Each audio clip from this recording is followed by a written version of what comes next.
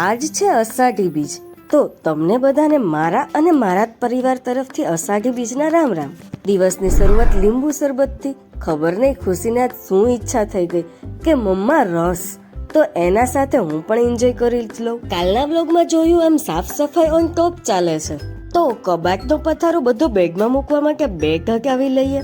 ખુશીને બોક્સમાં બેસાડી છે એટલે મારા કામમાં આડી ના આવે. અષાઢી બીજ હોય અને વરસાદ ના આવે એ તો પોસિબલ જ નથી. આવા વરસાદમાં પણ ખુશીને રમવું છે.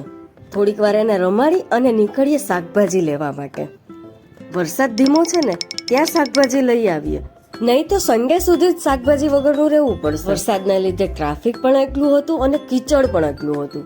ફટાફટ ઘરે આવી અને શાકભાજી ધોવાનું કામ કરવું પડશે.